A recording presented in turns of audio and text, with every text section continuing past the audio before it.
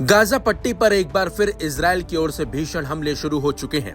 इन हमलों में अब तक सैकड़ों निर्दोष लोगों की जान जा चुकी है और इस बार यमन से आई एक बड़ी प्रतिक्रिया ने पूरी मुस्लिम दुनिया का ध्यान खींचा है।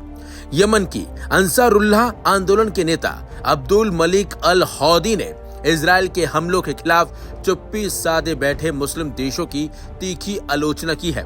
प्रेस टीवी के अनुसार अल हौती ने कहा, गाजा में हो रहे जुल्मों पर खामोश रहना, खुदा के सामने अपनी जिम्मेदारी से मुंह मोड़ना, इसका अंजाम बेहद खतरनाक हो सकता है। गाजा में इजराइल द्वारा किए जा रहे अत्याचारों के खिलाफ मुस्लिम देशों का रुख न केवल कमजोर है बल्कि यह इस्लामिक उम्मत की एकता और जिम्मेदारी की कमी को भी दर्शाता है। यमन की अंसारुल्लाह आंदोलन गाजा के लोगों के साथ खड़ी है और फिलिस्तीन की मुक्ति तक उनका समर्थन जारी रहेगा। यमन की सेना इजराइल के खिलाफ किसी भी प्रकार की कार्रवाई के लिए तैयार है और फिलिस्तीनियों के समर्थन में अपनी सैन्य कार्रवाई जारी रखेगी। अल हूती नेता हूती ग्रुप अल हूती का यह बयान ऐसे समय पर आया है जब कई मुस्लिम देश या तो शांत हैं या इजराइल के साथ अपने संबंध मजबूत कर रहे हैं। उन्होंने इन देशों की इस निष्क्रियता को इस्लामी एकता के लिए खतरा बताया। उन्होंने कहा कि जब उम्मत पर संकट हो तो चुप्पी सबसे बड़ा गुनाह है। अल हौती ने यमन की जनता और सेना को गाजा के लिए हर संभव समर्थन देने का वादा किया। उन्होंने कहा कि यदि जरूरत पड़ी तो अंसारुल्लाह आंदोलन इजराइल के खिलाफ सैन्य कार्रवाई करने से भी पीछे नहीं हटेगा। गाजा में इस समय स्थिति बेहद गंभीर है। अस्पताल भर चुके हैं, बिजली और पानी की सप्लाई ठप है और लोग अपने देश में बेघर हो रहे हैं। अंतर्राष्ट्रीय संस्थाएं लगातार चेतावनी दे रही हैं, लेकिन जमीनी स्तर पर मदद बेहद सीमित है। यमन सहित कई देशों में आम जनता गाजा के समर्थन में सड़कों पर उतर आई है। वहीं अब्दुल मलिक अल हौदी का बयान इस संकट के समय में मुस्लिम देशों के नेतृत्व पर एक सवालिया निशान छोड़ गया है। क्या उम्मत वाकई एकजुट है? सोशल मीडिया पर सवाल किए जा रहे हैं कि गाजा की धरती खून से लाल है, लेकिन आवाजें अभी भी धीमी है। क्या इस बार मुस्लिम दुनिया जागेगी? लेकिन आपको बता दें, गाजा में लगातार जिस तरीके से इजराइल की ओर से हमले हो रहे हैं, वहां निहत्थे लोगों की जान जा रही है। लोग भूख से मर रहे हैं, पानी के लिए इधर से उधर भटक रहे हैं, लेकिन उनके पास जो मदद पहुंचनी चाहिए वो नहीं पहुंच पा रही है।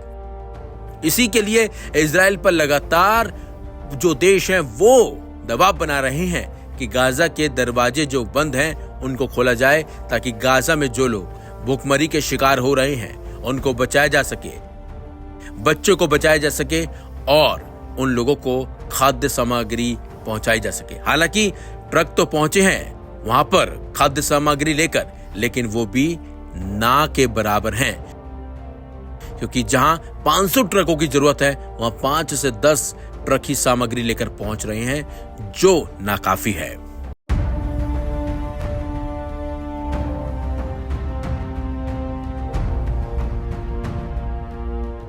फिलिस्तीन के युद्धग्रस्त गजा में भूखमरी से होने वाली मौत का सिलसिला शुरू हो चुका है। फिलिस्तीनी स्वास्थ्य मंत्री माजिद अबू रमदान ने बताया कि हाल के दिनों में गजा पट्टी में भूखमरी से संबंधित कारणों से कम 29 बच्चों और बुजुर्गों की मौत हो चुकी है। उन्होंने चेतावनी दी है कि हजारों अन्य लोग भी इस संकट का शिकार हो सकते हैं, क्योंकि क्षेत्र में सीमित सहायता पहुंच रही है। स्वास्थ्य मंत्री का कहना है कि संयुक्त राष्ट्र के सहायता प्रमुख ने बीबीसी को दिए गए एक बयान में 14,000 शिशुओं की मौत की आशंका जताई थी, जो बिल्कुल वास्तविक है। हालांकि उन्होंने कहा कि यह संख्या वास्तविक स्थिति को नहीं दर्शाती है, जो और भी विकराल है। गजा में 11 सप्ताह से जारी इस्राएली नाकाबंदी के बाद गुरुवार को कुछ सहायता ट्रक क्षेत्र में पहुंचे, लेकिन फिलिस्तीनी और सहायता अधिकारियों का कहना है कि ये जरूरतों की तुलना में नाकाफी है, यानी बेहद कम है। 90 से 100 ट्रक मदद लेकर पहुंचे। अबू रमदान ने बताया कि गजा में केवल 90 से 100 ट्रक मदद लेकर पहुंचे हैं, जिनमें ज्यादातर आटा ही शामिल है। उन्होंने कहा, मेरी जानकारी के अनुसार इसमें कोई मेडिकल सप्लाई नहीं है, केवल ब्रेड बनाने के लिए आटा है। गजा के स्वास्थ्य मंत्रालय के अनुसार क्षेत्र में 90% से अधिक मेडिकल सप्लाई खत्म हो चुकी है और केवल 7 या 8 अस्पताल आंशिक रूप से कार्य कर रहे हैं। मौजूदा सहायता सागर में बूंद के समान बताई जा रही है। एक अनुमान की माने तो इस खाद्य संकट को टालने के लिए प्रतिदिन 500 सहायता ट्रकों की आवश्यकता है। गजा के निवासी अहमद अबेद अल-दयाम का कहना है, हमारे घर खाली हैं, कोई रोटी नहीं है और हमारे बच्चे भूखे हैं। कई घरों में रोटी पूरी तरह से गायब हो चुकी है। विश्व खाद्य कार्यक्रम WFP ने बताया कि कुछ बेकरियां सीमित आपूर्ति के बाद फिर से रोटी बनाने लगी हैं, लेकिन ये पर्याप्त नहीं है। इस बीच गजा में स्वास्थ्य सेवाएं और मानवीय सहायता प्रणाली चरमराने की कगार पर है। सभी आपूर्तियों पर इजरायल की नाकेबंदी। इजरायल ने मार्च में सभी आपूर्तियों पर नाकेबंदी लागू की थी, जिसके कारण गजा में भुखमरी का खतरा और बढ़ चुका है। अंतर्राष्ट्रीय समुदाय ने इस नाकेबंदी की कड़ी निंदा की है और संयुक्त राष्ट्र ने चेतावनी दी है कि गजा की पूरी आबादी भुखमरी के कगार पर है।